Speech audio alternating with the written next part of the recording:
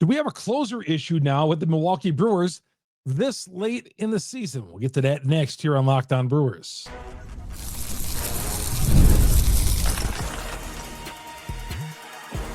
You are Locked On Brewers, your daily Milwaukee Brewers podcast, part of the Locked On Podcast Network, your team every day. Hey, everybody. Good to have you along here early Monday morning, very early Monday morning. My name is Chuck Freimund, longtime sportscaster here in the state of Wisconsin, proud host of Locked On Brewers, part of the Locked On Podcast Network. We are your team every day. Trevor McGill, do we have an issue there with our closer? Why isn't Durbin there batting in the ninth inning? We'll get to that. Another Brewers loss. They're in a little bit of a slide since that 14-game winning streak. We'll get to that. It was a great day up until the ninth inning. Bob Uecker celebration day, celebration of life. We'll get to that. Diamondbacks up next for the Milwaukee Brewers. All right. Even before Megill blew the save chance on Sunday, and even before he blew the save chance on Friday, I have been hearing from Brewers fans who will say to me, either in person or at the ballpark, or I hear them on my DMs here, Chuck, man, I do not feel comfortable with Megill as our closer.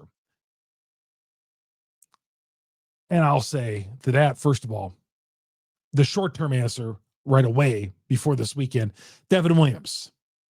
I mean, Devin Williams caused us some anxiety, didn't he? Right? And it didn't end too well with him giving up the home run to Alonso in the playoffs. But off the top, I'll say this. I mean, we expect these guys, I've said this before with closers, we expect these guys to come in and just be brilliant every game. I can tell you, best closer in baseball. You can see that picture if you're looking right on my YouTube page right here. If you're watching me on YouTube, I'm pointing to Raleigh Fingers, best closer, one of the best closers in baseball history in the Hall of Fame. Even Raleigh Fingers would blow a save chance or two.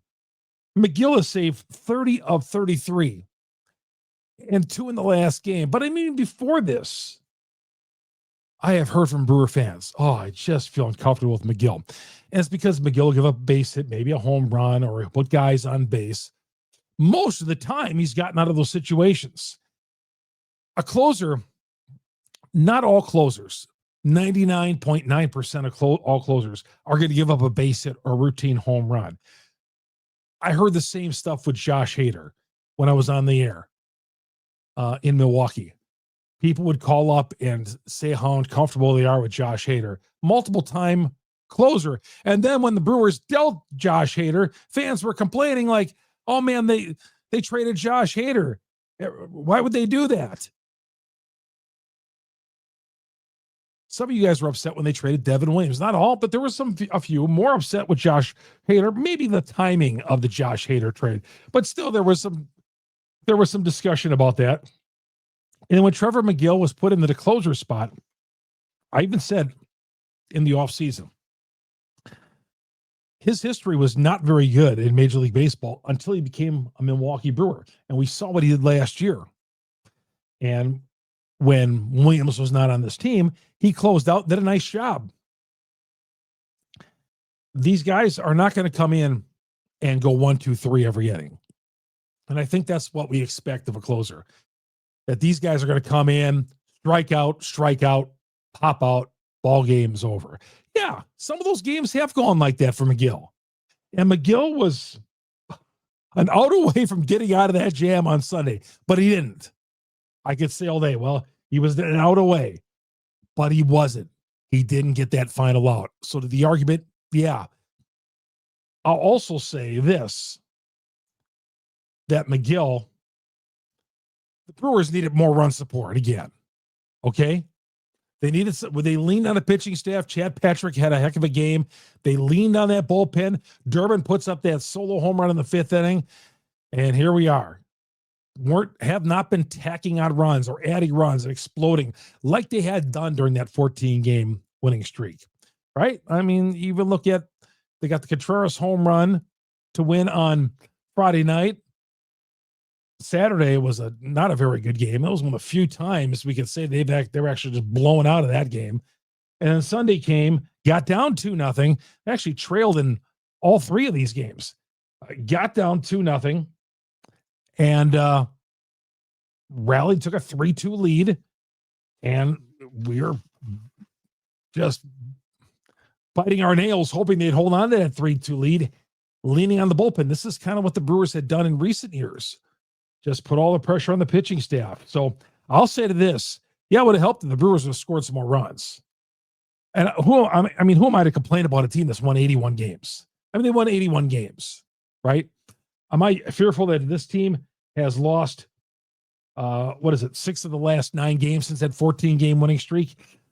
There's some people who feel like, well, after they lost 3 in a row to the Cubs, there are people saying the roof was caving in.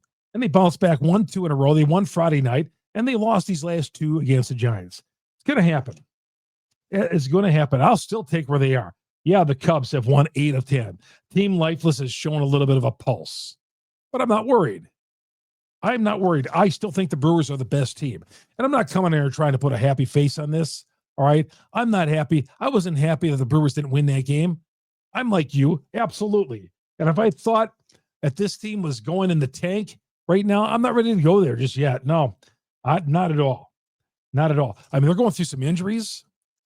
They have Ortiz on the shelf. They're playing Monasterio every day at shortstop. Every day at shortstop. Stigler probably should be in the minor leagues. He's getting a lot of playing time. We'll get to that. Terang was out, played on Sunday, but he had a little bit of a wrist issue, I believe it was. And then plus they've had a ton of other injuries. I mean, DL Hall, you go right down, the injuries. Churio's not back. I mean, they had not even been at full strength, and they'd won 14 in a row. They're not even at full strength right now. So I think we got this panic again that we have with the Milwaukee Brewers. And right now it's because of the closer spot.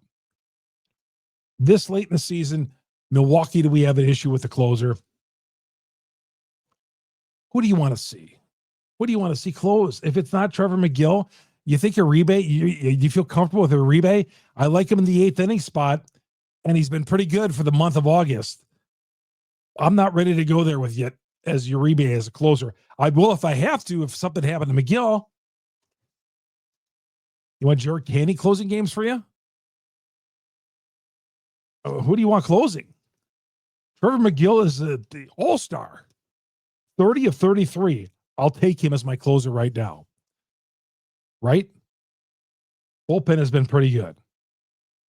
You want Rick Mears as your closer?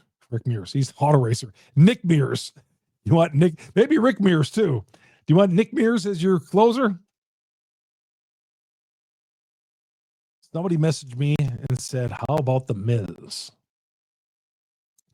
No, not yet. I am not. I'm a little nervous when Miz is starting these games. He starts Tuesday against Arizona because of the walks, the control issues. Miz, we don't want closing out games just yet. He's not there. I mean, there's a lot of Miz hype in June and July, but I think we all know you got to take it up the learning tree a little bit. But Trevor McGill, 2 of these 3 games this past weekend, he blew the save chance. And it cost him a game, but I'm not going to give up on him just yet. The guy still throws 100. His fastballs struck out Devers on fastballs. Devers, by the way, over. What a bad trade. Why would you want Rafael Devers? Guy's obviously hurt, and that's not our problem now. But when Devers came to the plate against McGill, I love that matchup. But he gave up a 2-out hit, McGill did. And the Brewers didn't strike in the bottom of the 9th. But they had opportunities earlier in this game. Tack on runs. So this is not on McGill, this loss. But I could see if you feel uncomfortable with McGill because he's allowing base hits and whatever. But the bottom line, he's 30 of 33. I'll take that. I will still take that. He's the best option to close games for this team. they've won 81 games at this point. They got the best record in baseball by 4.5 on Philadelphia. Yeah, it's shrinking a little bit. It was 7, I think, last week, right? That's what I'm nervous about. Maybe Philadelphia closing it in here. Cubs 5 out, Dodgers and San Diego 7 out for that best record. Got to get one that top two. That top 2 seeds, preferably the top seed. Team Lifeless, 8 of 10. Cubs won't keep that up. Brewers got Arizona. We're going to talk about Arizona coming up here in a little bit. Diamondbacks in here. They're going to be here all week for 4 games. We're going to get sick of the Diamondbacks because it's a long 4-game weekday series.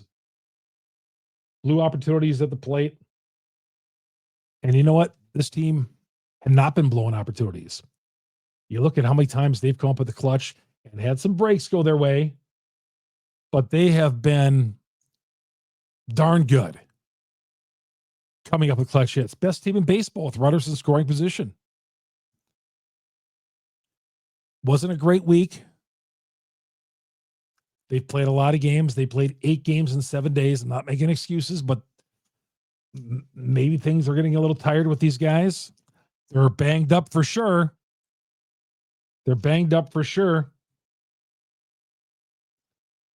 And I still feel really good about these guys. Got to get some guys healthy, though. I mean, there's only so long you could ride with a Ziegler at third base and Monasterio at shortstop playing every day. Right? Ortiz has had a great month of August. That was tough to see him go on the injured list. He's got the hammy. That was a big loss. I wouldn't have said that a couple of months ago, but the way he's been playing, especially his defense, Monasterio made that throwing error on Saturday night that opened everything up. Ziegler made an error as well. All right. But Megill, right now, he's their best option to close games. Riding out Durbin. How the heck was Durbin pinch hit for in the 9th inning? We've seen that one too many times. We'll get to that next here on Locked On Brewers. Locked On Brewers, part of Locked On Podcast Network. We are your team every day. 5-Hour Energy. I can tell you firsthand, big fan, 5-Hour Energy, the cherry flavor. But right now, time to fuel up and turn it to the 5-Hour Energy Transfusion. Grape, ginger, lime flavored shot brings the iconic taste of a golf course favorite to a non-alcoholic boost. Had one today for going out in the golf course after the Brewers game today. Went out there and all was good. Clarity, got that little extra energy with me, and I love it, man. I always take a 5-Hour Energy before heading out to the course. So whether you need one before golfing or working out or maybe after lunch you get those afternoon drowsies, well, 5-Hour Energy, the transfusion delivers the clubhouse flavor you'll love. All right. In addition to this, 5-Hour Energy. 5-Hour Energy is offering a trip for you to chance to win a dream golf trip for 2 to any golf tournament in the United States, excluding the Masters. Tee it up. Visit 5hewin.com, 5hewin.com for rules and entry. No purchase necessary. The contest ends on October 31st, 2025 with 5-Hour Energy. Chuck Freimund here on Locked On Brewers, part of the Locked On Podcast Network. We are your team every day. By the way, our podcast is the point of the show where I always stay ready with the podcast. If you're watching us on YouTube already, go to our growing podcast platforms, Google, Spotify. There's a million out there. We started a couple of years ago. There was like a handful, but there's so many places you can get podcasts right now. Wherever there's a podcast platform, we are on there. Go to search Locked On Brewers and subscribe. Hit the alerts on there, and that'll deliver you every time we drop an episode here on Locked On Brewers. Also, if you already listen to us on the audio platform, go to our growing YouTube page, search Locked On Brewers, hit the subscribe button, hit the bell. That'll alert you every time we drop an episode here on Locked On Brewers. Follow me on Twitter. If you want to talk Brewers baseball, I'm always open for you guys. May not get back to you right away. Chuck Freimund, Freimund. Hit me up here. Hit me up on Facebook as well. Whatever you want to do, DM me here. Message me there. I'm all good, man. I will always, always, always get back to you. I did not like Durbin getting pinch hit for in the 9th inning. I could see it coming. Right-hander on the mound. for the Giants.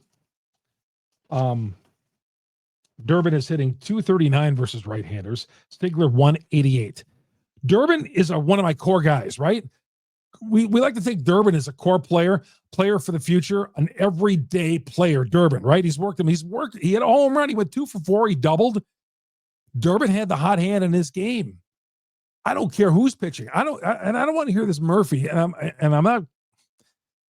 Again, who am I to criticize Murphy? He's won 81 games, but he says it was a bad matchup. I don't know. Durbin was a bad matchup for Giant pitchers on Sunday. I don't know. Derby's got that clutch beat, in my opinion. I like Derby in that spot. I felt good. Derby coming up, I thought, and all of a sudden, I see Sigler going, grabbing a bat. And I'm like, oh man, oh no, and I didn't feel good about it. But if Durbin comes to the plate, I think the Brewers. I feel like I want to go down swinging with my best guy at that spot. And if I'm going down swinging with Durbin at the plate, and I heard Murph make an excuse, Ziegler, he probably should have walked in that situation. But I'm not looking for a walk. I'm looking for a base hit, man, to tie that game. I'm looking for a base hit. I'm looking for a gapper. Durbin is going to provide something like that. I felt good about him. He was having a big day. He had the tie-breaking home run in the 5th inning. And I'm not saying Durbin is George Brett, who was at the game on Sunday, but I love him way better than Ziegler. In no world do I want Ziegler ahead of Durbin in that situation. I don't care who's pitching, righty, lefty. And you know what, this matchups, I think there's a time for the righty, lefty thing, the matchups and all that, and there's a time not to do it, right? These guys are professional hitters, major league hitters. Yeah, Durbin hits 239 against righties, Ziegler 188. Ziegler, why is he playing every day? I guess it took a couple of losses to me. I mean, why is he playing every day? I mean, I still feel good sort of sometimes when he comes to the plate, but still. Why isn't Durbin should be playing every day? Why is Ziegler even getting into the lineup? Maybe a utility guy off the bench, but man, I think we see way too much of Ziegler. Way too much. And I get it with the injuries on sometimes, but Ziegler, he loves Ziegler. I don't get it. But man, big moment. And if I go down with Durbin at the plate, if he strikes out or pops out or flies out or he makes it out to finish that game, I can say at least I went down with Caleb Durbin, a guy who I traded for and a guy who's been my starting third baseman. In no way am I pinch hitting for Durbin. No way. Not with what he's done. I mean, I've watched him all summer. He's one of those guys when it comes to the plate, right? He's working the count. He's doing things. I love Derby in that situation. Ziegler, I don't care, Murph. Bad matchup. It was not a good matchup for Durbin. Durbin's one of your core guys. Durbin is one of your core guys. Did not like it. I don't know. I think Murph is searching for something there when he says it's a bad matchup. I think he was going with the righty-lefty thing, and it didn't work out. Now, Ziegler gets a base hit. Even if because I put this out on Twitter, even if Ziegler gets a base hit there, right before when he grabbed the bat, I was like, no, I want Durbin here. And if Ziegler gets a base hit, I'm like, okay, it worked out. But still, my best option is Durbin there. Best option is Durbin. Oh, the Milwaukee Brewers. Hey, at least we got a pennant race to talk about, right? At least we have things to talk about. We're not the Pirates. We're not the Oakland A's. We're not the Colorado Rockies. We're just waiting for the season to end. Some of these teams are just waiting for the season to end. The Milwaukee Brewers, Murphy did say this. Maybe this losing like this is good for us to get kicked in the teeth. So we don't start coasting. I don't think this team has got that makeup of coasting. These guys play hard every game. And if they don't, and if they're not producing, it's not because of lack of effort. Even Murph said Saturday night when they lost, the effort was still there. I see effort with these guys every day. So it was odd for me to hear him say that. Maybe it's good for us to get kicked in the teeth. Why? You're saying it's never good to lose. But again, how guys won 81 games. He's the best manager in baseball right now, my opinion. All right, Arizona here for a first of four, starting later on tonight, Monday night.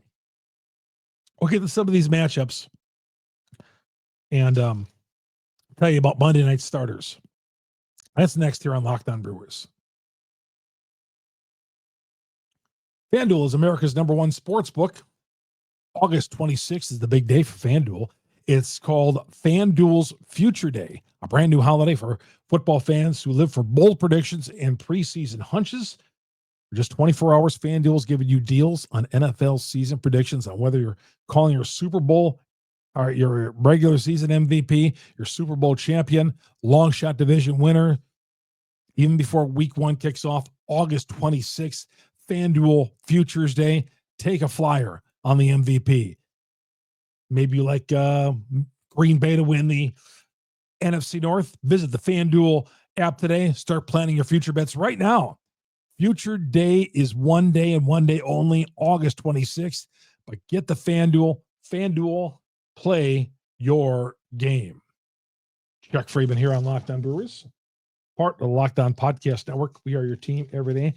I did see on FanDuel that on the live line, the Brewers were minus 3,300 at one point after an out in that game. Even there was a guy in second base that was it was 3,300.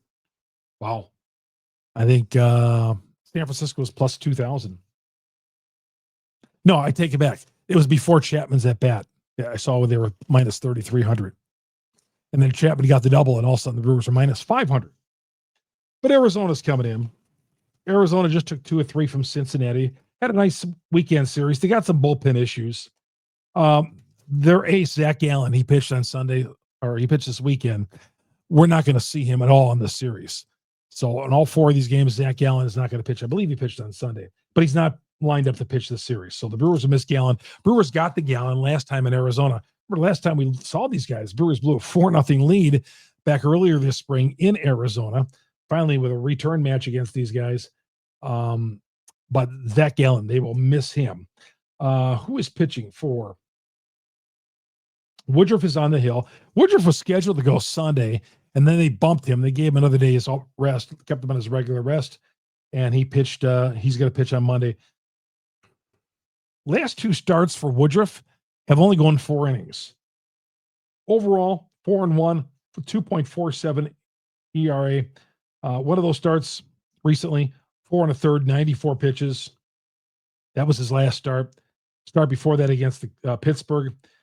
He was on a pitch count, 65 pitches, 4 innings against Pittsburgh. So last 2 starts, hasn't made it to the 5th inning, Brandon Woodruff.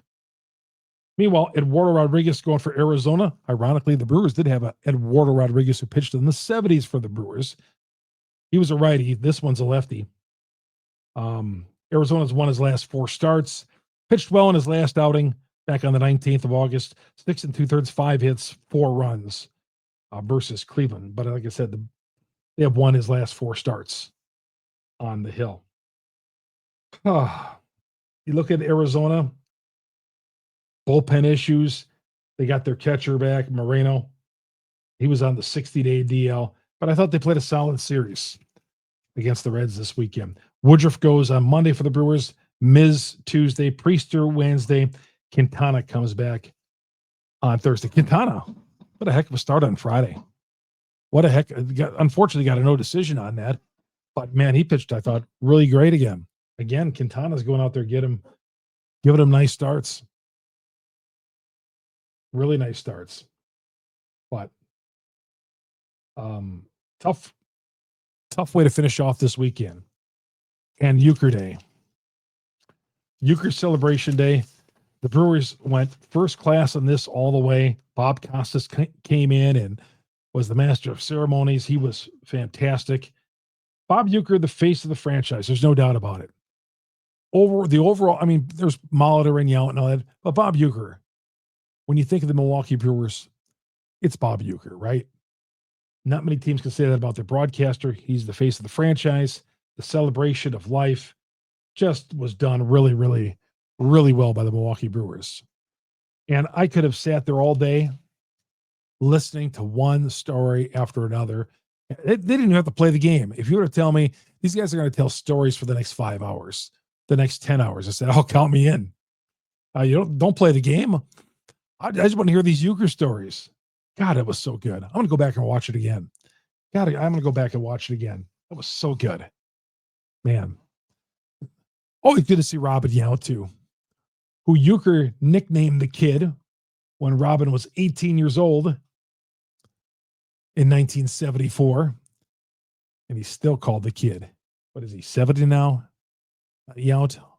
I remember when he was 18 years old, he got called up. Wow. But Bob Uecker, again, nicely done by the Milwaukee Brewers. Very, very cool. And all you great fans who came out to see it. Brandon Woodruff said this, and I believe he said this in Journal Sentinel this morning, talking about Uecker, and said, there's people who are in the stands 60 and 70 years old who watched him as a kid and listened to him as a kid. He's right.